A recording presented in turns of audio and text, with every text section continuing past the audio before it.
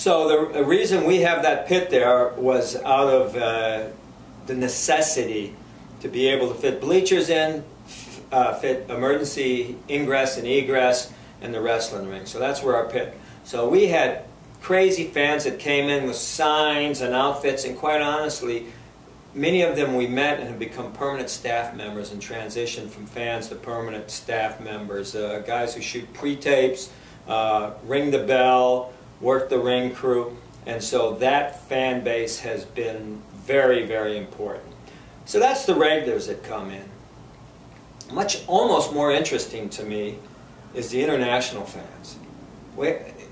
Orlando is particularly for people from the UK is a destination, and we found through the years that the tours would start promoting coming to Impact Wrestling to their groups of people coming. And so we will, any given night, Jeremy Borash will ask, who's from the UK here? And we can get 30% of the audience screaming that out. And we see them now that we tour in the UK every year. People saw us down here, or they plan their vacations or even honeymoons to come see us. So that's, this is an international travel destination, and it has helped us expand our international fan base and television audience. Yeah, the UK, it's very strong. Yes. There. I mean, you had the tours there, the TNA Impact Wrestling shows there as well, so it's been very strong over in London. What are some of your highlights? Of course, so many highlights that it's hard to even recall them all. One of my highlights is, I don't even remember what we called the match and what story it was coming out of, but it is when Sting wrestled Kurt Angle, I believe, in an empty arena match. And that may have been Main Event Mafia, don't finish things except in private. But we had to take the whole audience outside of the arena. And they had to force them to leave, but nobody left. They stood outside and watched on monitors and cheered and gasped to this incredible match these two great veterans gave. So we didn't know what was going to happen. Is it going to be dead? Is anybody going to stick? How's it going to play on television? It was an incredible high point. People reacting to this was going on inside an arena. They could only watch it on a monitor outside, but they could hear slams against the bleachers, and they could hear gasps and oofs and such things. So that is a great, great high point. And then another high point we talk a lot about, and I talk with my dear friend Bernadette Everloff, who's my Universal Studios counterpart, is the Angle Thanksgiving dinner. To me, it's one of the greatest, funniest pieces of long writing I've seen written, and props to Vince Russo, because I'm sure that was him.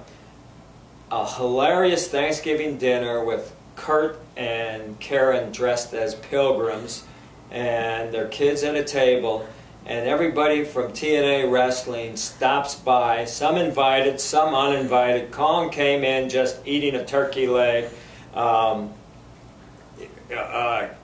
Eric Young had to sit at the kids' table.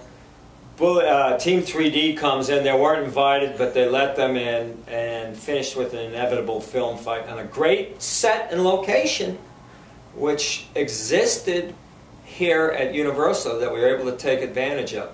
But what I find, and we watched it last Thanksgiving, we pulled it up on YouTube and watched the Angle Thanksgiving dinner. And so the coordination of that, working with Universal to get the mayhem going and not destroy anything, those are two standouts that just hopped in my mind.